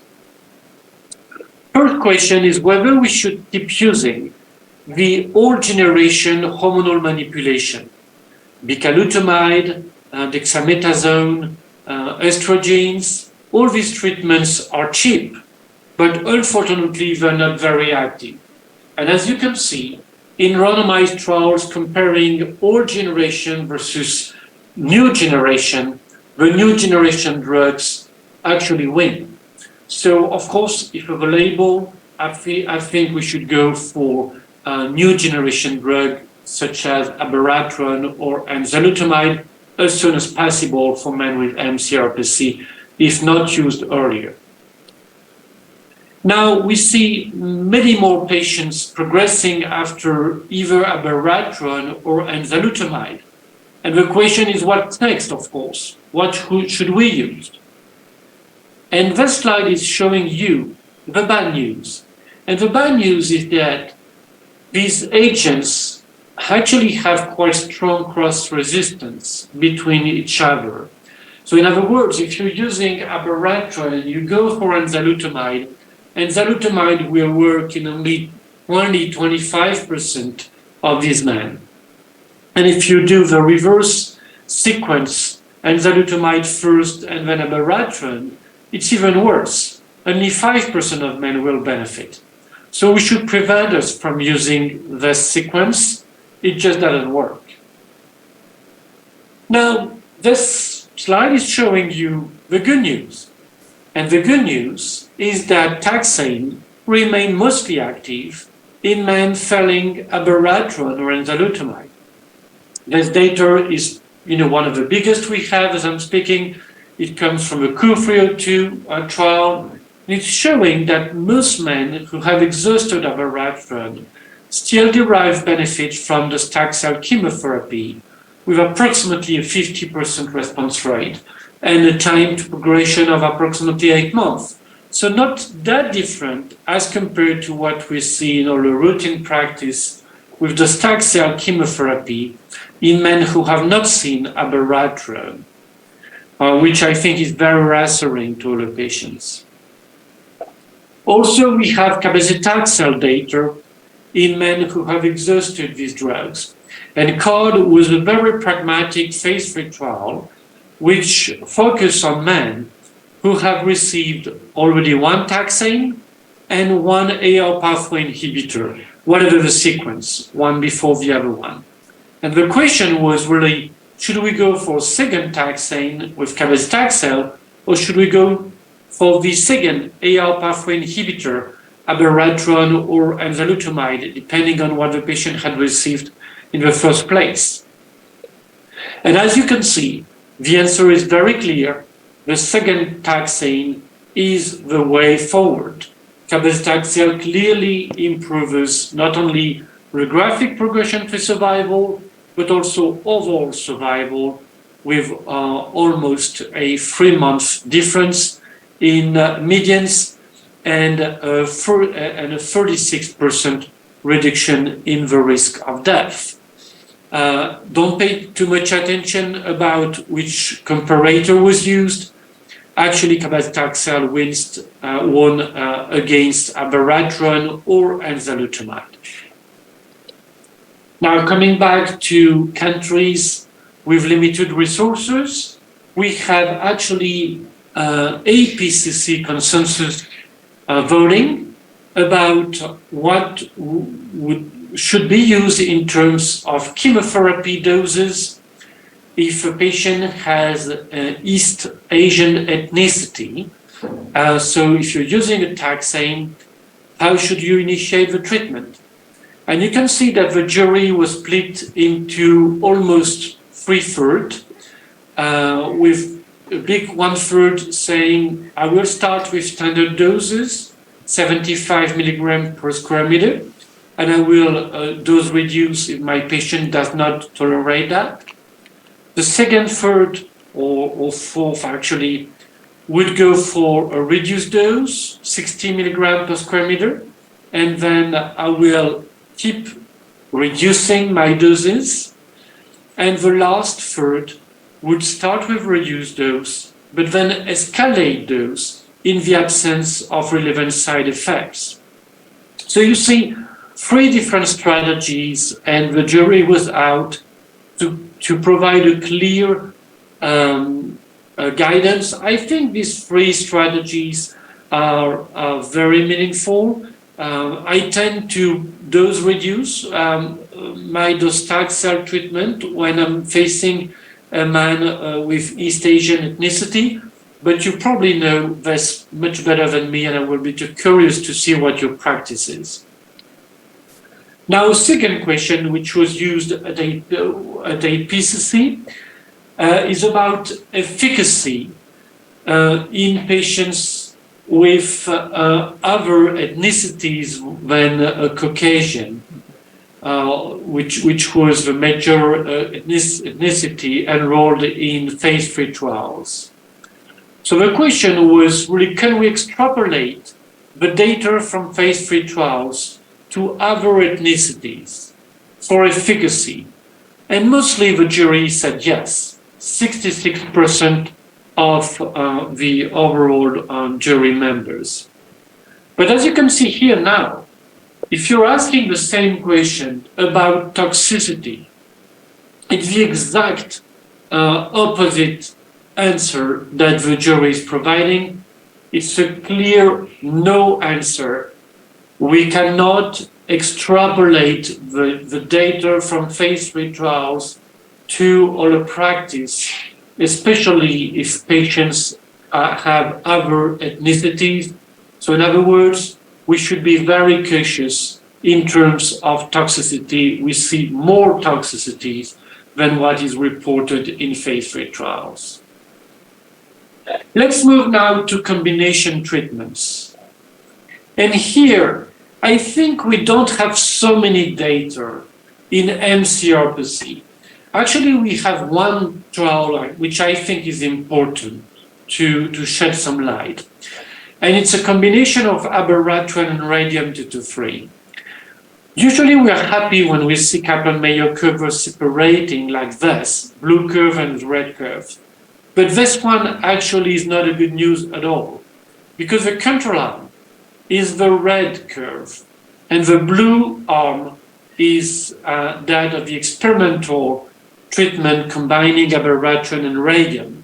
And as you can see in this trial, there was a clear increase in fracture incidence, disfavoring the radium arm. So we should not combine abiraterone and radium, because clearly there is excess in fractures. So why is that?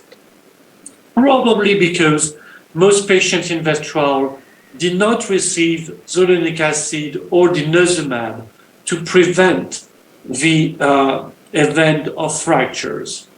And actually, a second trial, which is still undergoing, just completing its accrual right now, Peace 3, is asking the same question with enzalutamide as a control arm and enzalutamide and radium as the experimental arm.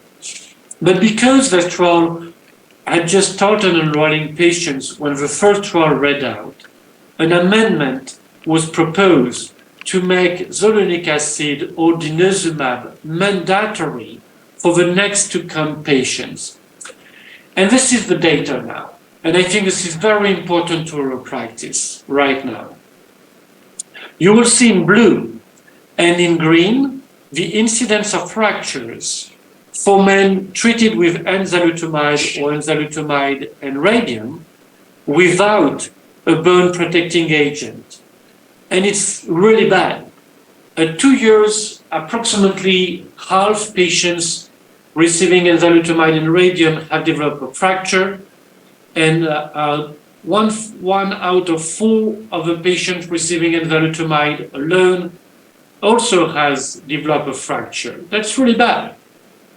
Now you will see at the bottom of this figure in red and in black the same treatments, enzalutamide or enzalutamide plus radium, but this time in a context where the patient is receiving zolinic acid or denosumab. And you see that it works. Clearly, the incidence of fracture is almost zero. So I think this is a very important message to our practice right now. In men with MCRPC receiving enzalutamide or abiraterone, of course, we should use a bone protecting agent, the one that's available, denosumab or zolinic acid. I think it's very important if we want to prevent the bone morbidity from our patients. I showed you here the fracture, which of course are very clinically meaningful, but I want also to show you spinal cord compression, which is of course horrible to our patients. We still see approximately a 10% incidence of spinal cord compression in randomized trials with these agents. If you're using zolinic acid or denosumab, this incidence will go down to 3 or 4%, which of course is not the same. All right, let me finish this talk with a fourth option, which is personalized treatment, and maybe go for new treatments for the patients. Let's dream a bit. We have more and more data coming from the lab indicating how cancer cells can resist abiraterone, enzalutamide, and taxane. And bet what? The androgen receptor pathway remains the main driver of the disease. This is telling us that if we are able to invent a new abiraterone or super enzalutamide, we may win against this disease even more. In some other men, other pathways, PI3 kinase, for example, is activated. DNA repair is important, and there are also other pathways. Let me try to review how best we can perhaps target these other pathways and go for personalized medicine for these men. For example, if you're using abiraterone or enzalutamide, approximately 25% of your patients will develop AR mutations, androgen receptor mutations. So in these men, the normal biology, which is what I'm showing here, an androgen binding to wild type AR, will not be anymore the case. For example, with the L702H mutations, corticosteroids are able to bind to this mutated version of the androgen receptor, not anymore the androgens. In the 878 mutations, progesterone, which is made by males, of course, not only by female, will bind and activate the androgen receptor. So in these men, and I'm speaking about 1/4 of these patients or the patients, you can do whatever you like against androgens, use abiraterone or enzalutamide or other drugs. It will not work. You need to target corticosteroids or progesterones or other hormones that can bind to this mutated version. And this is exactly what we've done recently using an agent called ODM208, which prevents the making of all steroid hormones, including corticosteroids or progesterone, for example, but also estrogen. And you will see here that this is a very clearly active agent in these patients with mutations. More than half of them actually derive benefit, even if they had already exhausted everything, abiraterone, enzalutamide, docetaxel, cabazitaxel, amongst other drugs. And further development is currently ongoing with this agent. I mentioned the PI3 kinase pathway. It's activated because of PTEN loss in approximately 1/4 of the patients, and that's typically aggressive cancer. So in these men, we should target theoretically at least both the AR pathway, but also the PI3 kinase pathway. This was done in a phase 3 trial. It's a positive trial, but actually not very positive, probably for two reasons. One is because the biomarker was not assessed the right way using immunohistochemistry, but also because this was a too toxic chronic regimen. And of course, if the patient is suffering from daily toxicity, such as diarrhea every day or rash every day, patient just cannot tolerate. And at the end of the day, you're comparing abiraterone versus abiraterone, not epotosertib and abiraterone versus abiraterone. This is probably why this trial basically failed. And this is, I think, an important lesson for further developments of the concept. Another very important pathway, if I can call this a pathway, is DNA repair. Approximately 10 to 20% of men have DNA repair alterations, including germline alterations, mostly BRCA2, or somatic DNA repair mutations in their cancers only, or again, mostly BRCA2. A previous speaker showed that olaparib improves overall survival in men failing docetaxel chemotherapy and abiraterone or enzalutamide. And olaparib is actually approved in many countries already in this indication. And the current new generation of trials is testing whether we should use PARP inhibitors earlier in the course of a disease. And for example, Triton-3, which was just shown at ASCO GU a month ago, and now published in the New England Journal, tested another PARP inhibitor, rucaparib, earlier in the course of a disease in men who have exhausted abiraterone or enzalutamide, but not chemotherapy. And here I think this was a very ethical phase 3 trial, selecting only patients with BRCA or ATM alterations who are randomized to receive either rucaparib or the physician choice of treatment. Docetaxel could be an option, but also a second generation AR pathway inhibitor in men not willing to receive docetaxel or not candidates for chemo. Importantly, 75% of patients in the control arm had access to a crossover to rucaparib, which I think, again, is very ethical. And as you can see, very clearly, and for the first time in 2 decades, rucaparib beats docetaxel. Again, docetaxel is a big standard of care for 2 decades. This is really the first phase 3 trials where docetaxel is actually beaten. And rucaparib also won against the second generation AR pathway inhibitor. Also, and very importantly, when focusing on genes, in the BRCA subgroup, you can see here that rucaparib is the way forward. rPFS is basically doubled for these men, while for men with ATM alteration, there's no benefit. Once again, telling us that PARP inhibitors should be used mostly in men with BRCA alterations, not necessarily for the other ones. Now, and rapidly, I will cover the ongoing debate as to whether we should use PARP inhibitors in all comers, so in other patients, but in patients with BRCA alterations.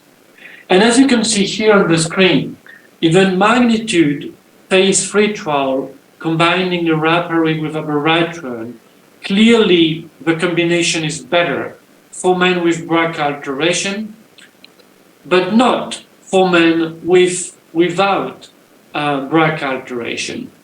But two recent trials, PROPEL and TALAPRO-2, supported some efficacy with a PARP inhibitor combined with abiraterone or enzalutamide in patients without BRCA alteration. So the debate is whether we should actually test all the patients before using BRCA PARP inhibitors. So this is PROPEL, for example.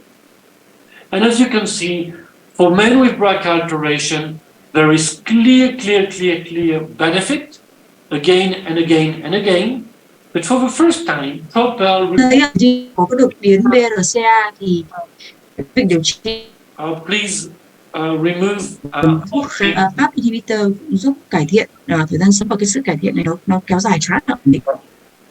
I'm sorry, I'm hearing the Vietnamese translation, so please mute this. Thank you so much.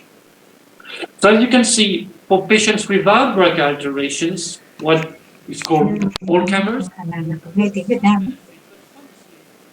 much more modest benefit with 24% reduction in the risk of rPFS, and this is not OS at all.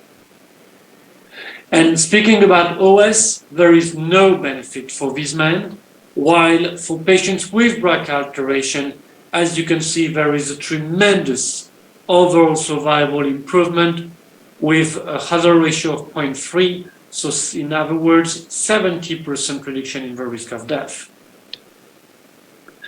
And for the all-comer population, this benefit of rPFS, which I think is honestly modest, is to be counterbalanced with the safety profile of the drug, of the combination, with clearly significant anemia, half of the patients, and pulmonary embolism, 7% incidence.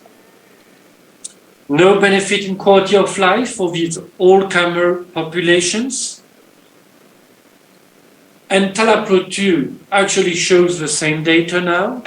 For patients with BRCA alterations, we clearly see benefit, while for overall survival, we don't see benefit in this all-comer population. With, again, significant toxicity, anemia, and GI toxicity. You need transfusion in approximately 40% of these men. So the question is really, should we go for PARP inhibitors in non-BRCA patients? PROPEL doesn't seem to be an artifact because TALAPRO-2 confirmed. But the question is really, why do we see such a benefit, even if mild? Is that because targeting the AR generate BRCAness? I don't know. Is that just because all available tests are missing BRCA2 deletions? It could well be. Or maybe an unknown biological effect of PARP inhibitors in these patients without BRCA alterations. We need to figure this out. But now the medical question is it good enough for use? My personal answer is honestly no in patients without BRCA alterations.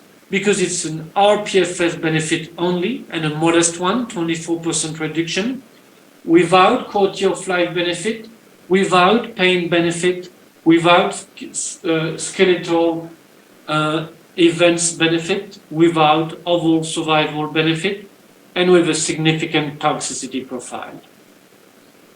Having said that, for countries which do not have access to PARP inhibitors, and I've heard that there seems to be not the case in Vietnam, there is another cheap drug which is called carboplatin.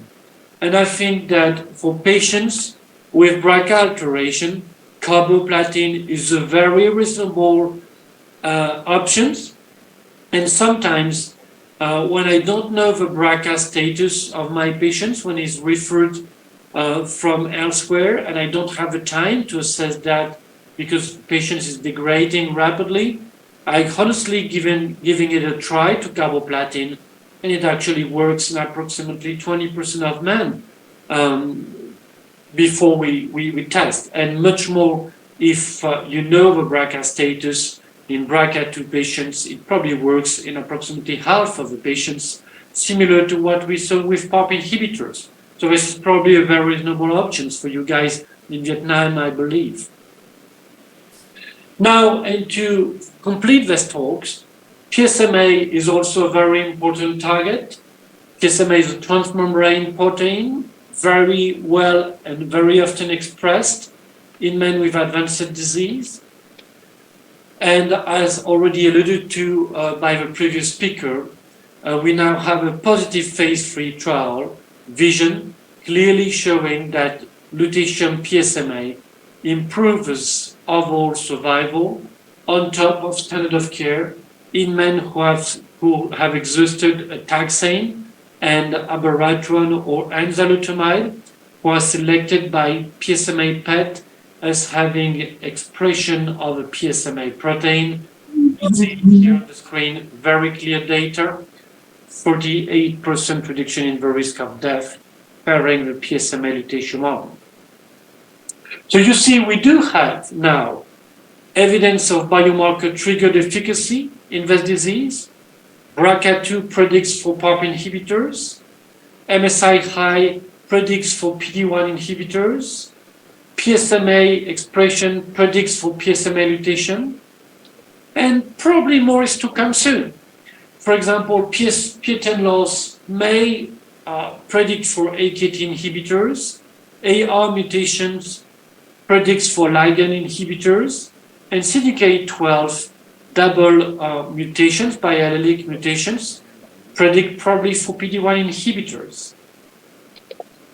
So in conclusion, as a whole, early treatment is clearly better.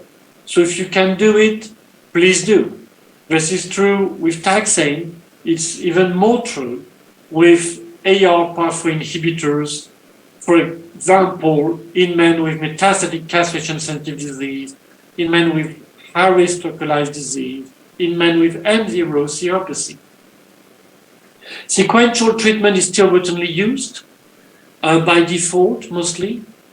Bone targeting agents are very important in mCRPC. Please make sure you use them, even if it's simply zolinic acid, if denosumab is too hard to access. There is a clear cross-resistance between abiraterone and enzalutamide, and this is likely true also with apalutamide and darolutamide. So please use one of these drugs, abiraterone, for example, and when you have exhausted it, choose something else. And the good news is that taxane still remain active after abiraterone and enzalutamide, including docetaxel and cabazitaxel. And finally, biomarker-driven medicine is finally arriving in men with prostate cancer, with clear evidence from PARP inhibitor and honestly carboplatin as well, and PSMA lutation. With this, I thank you very much for your attention. I'm very happy to take questions, if any. Thank you so much.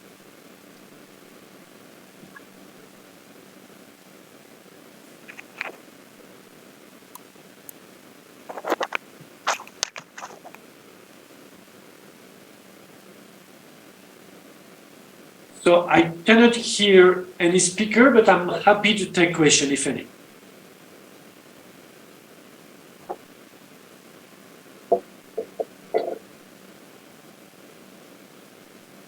Oh, please feel free to comment regarding the Vietnamese treatments which are available and how you guys use them, of course. Professor Fizazi, I think they're just fixing, I think, the interpretation channel. Oh, That's sure. why we cannot hear.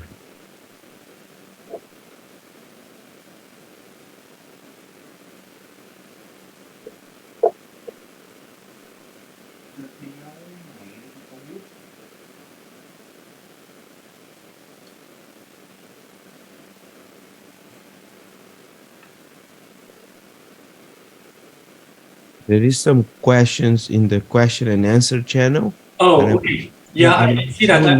I can take those Sau này which are một written. vài cái thông tin khác nữa về các cái nghiên cứu mà kết hợp mà những cái thuốc mà Radium 223 để cho giảm những biến cố trên xương thì cũng được chỉ định để tránh những cái biến cố mang lại cái chất lượng sống cho người bệnh.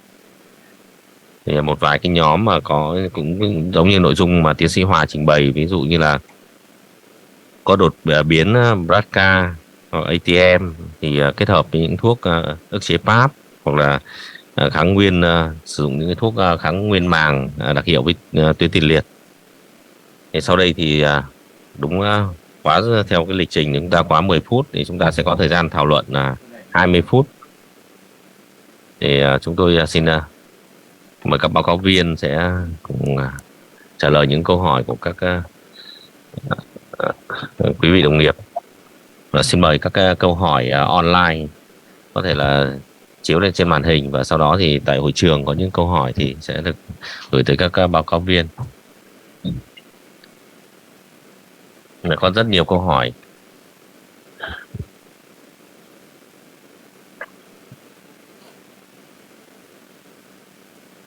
I'm sorry, I don't know if the question was asked to me, but this was in Vietnamese, and this was not translated to me, so I could not understand. I'm so sorry if the question was to me. Maybe I can take one or two questions from the chat, because some of them are in English. And then if you can please translate in English the questions from the audience, I'd be happy to answer them. So one question was, what duration of therapy is good enough for mCRPC and aberration? My answer would be mostly until progression. Sometimes I tend to use even a longer duration of aberration if the patient is progressing with an indolent progression. Then sometimes I carry on with aberration. The second question I read in English is, what is your opinion about steroid switch in mCRPC for a patient on aberration? I think it's probably a very reasonable option.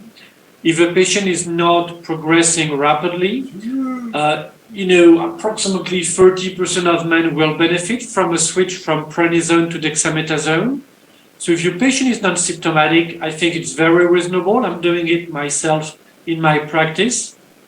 Now, if a patient has a symptomatic progression, I tend not to use it because then the chance of success, remains limited, say 30%. So I think it's more reasonable to go for example, taxane. The other questions I see in the chat are in Vietnamese, so I cannot read that. Sorry for that. Feel free to write in English, or if the translator can help me. There is one question in the chat box, Professor, right now. Okay. Let me go to there.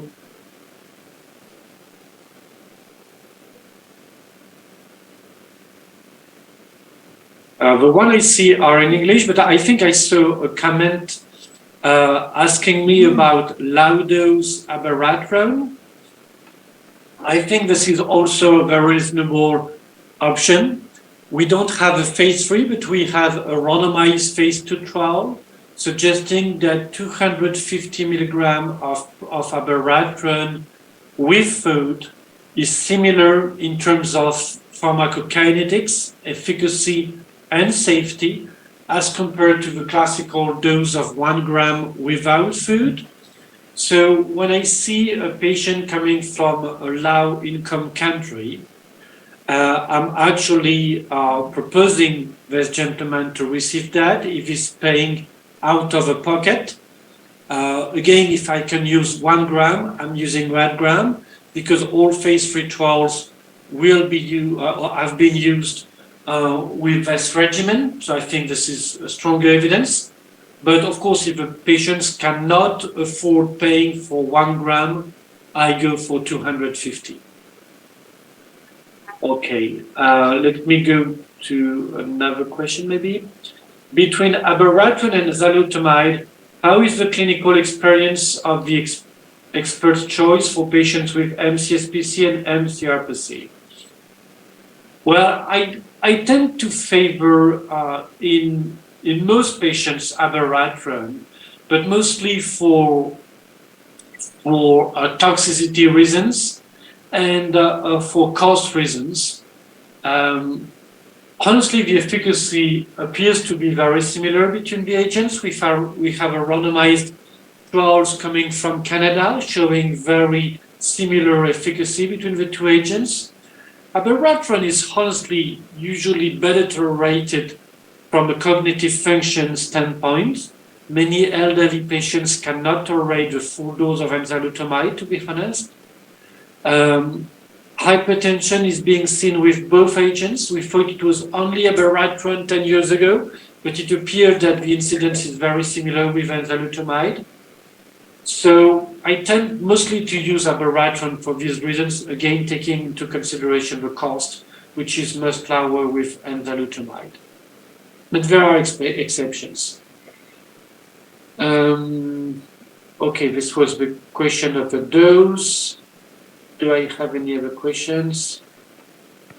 About a case, one patient with MCSPC, high volume, suitable for the indication of ADT combined with abiraterone, but he did not have enough money to use for I guess 1 gram. So between the options, use chemotherapy using low dose of ABI. How should I advise you?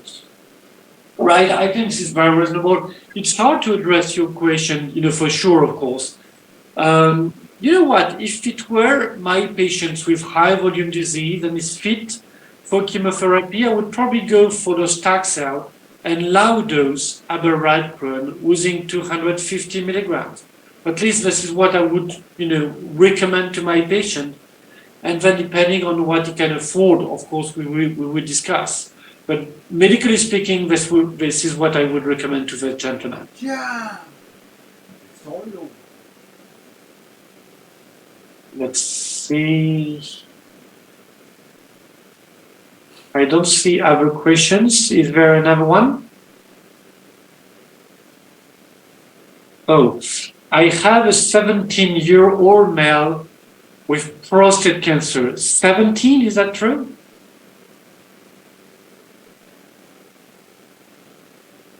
Is that 70 or 17? 70 or 17. 71, sorry. Oh, 71, okay. Because I've never seen that. Okay, 71-year-old male, prostate cancer, bilateral pericardial effusion, bilateral pleural effusion, cervical lymph node metastasis by fall of mets. No specific treatment. I ask for your opinion. Again, I mean, this is obviously a high risk, high volume. I would probably go for ADT, docetaxel. Probably I would be prudent if he's sick. Maybe 60 milligram per square meter of docetaxel chemo, at least for the first dose. And I would use also abiraterone. I think that would be reasonable. The creatinine is not crazy high. So I think that would probably be a reasonable treatment. I think we should intensify the treatment for that gentleman. I mean, his cancer is really bad, and giving him the option of efficacy is very important. So I would go for a triplet treatment if you can.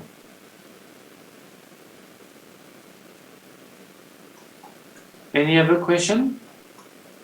I see time is almost over, but maybe a last question if you like.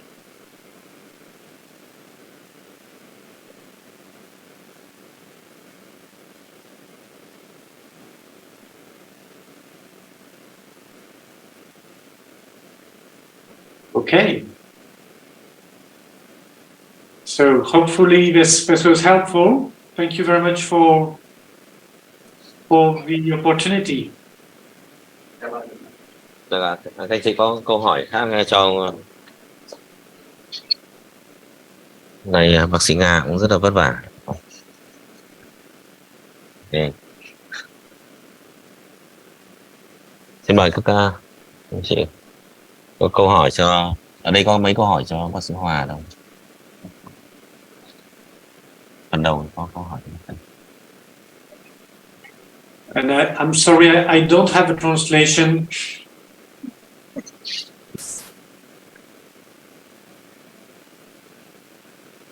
Oh, thank you, Professor. I don't have a translation. Okay, sure, no problem. Thank you so much. Thank you very much, Professor Karim Fiazi. Yeah. Thank you and have a great evening. Thank you so much. Take care.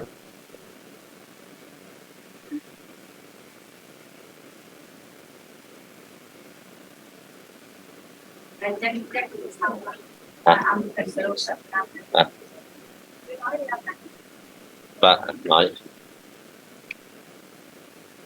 Bác sĩ Hòa nói đi. Em còn câu hỏi. Còn câu hỏi gì không? Hết rồi. Vâng. Em kết thúc ạ. Thế sớm quá.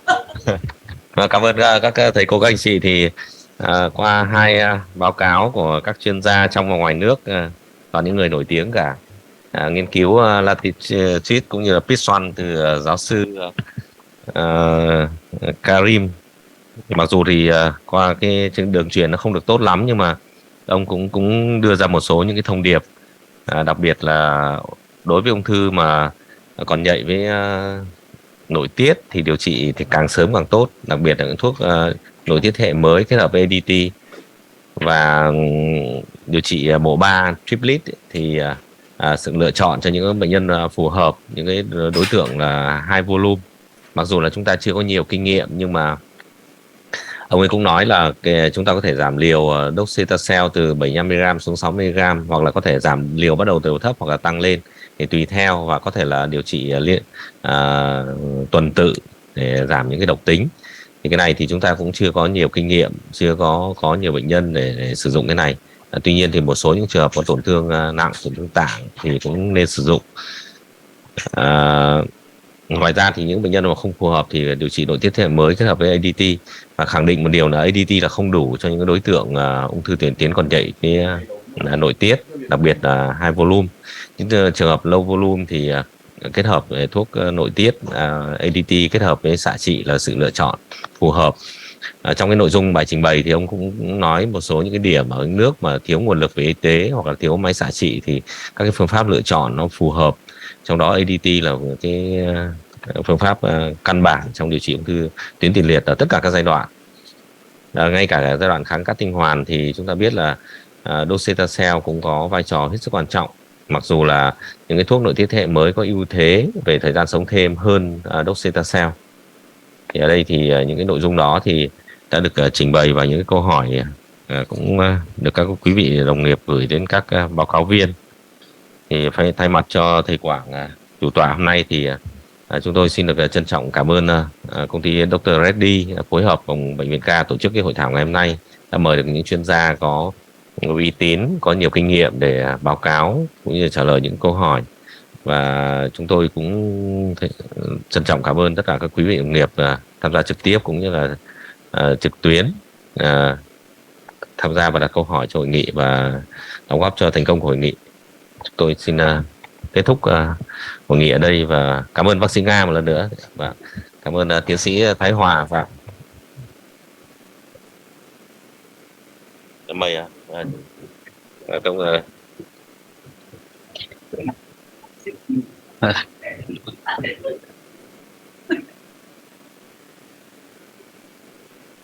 Thì một lần nữa cũng xin cảm ơn tiến sĩ bác sĩ Lê Văn Quảng đã phát biểu khai mạc cho buổi hội nghị ngày hôm nay. Và xin cảm ơn tiến sĩ bác sĩ Đỗ Anh Tú đã làm chairman cho buổi hội thảo ngày hôm nay. Và xin cảm ơn giáo sư tiến sĩ bác sĩ Kazim Firazi, tiến sĩ bác sĩ Nguyễn Thị Thái Hòa đã làm diễn giả cho buổi hội thảo ngày hôm nay. Và xin cảm ơn tiến sĩ bác sĩ Đỗ Huyền Nga đã làm phiên dịch cho buổi hội thảo ngày hôm nay. Cảm ơn tất cả các quý thầy, quý cô, quý bác sĩ đã dành thời gian để tham dự buổi hội thảo ngày hôm nay. Xin kính chúc cho các quý thầy, quý cô, quý bác sĩ luôn luôn khỏe mạnh, luôn luôn hạnh phúc và luôn luôn thành công. Xin trân trọng cảm ơn.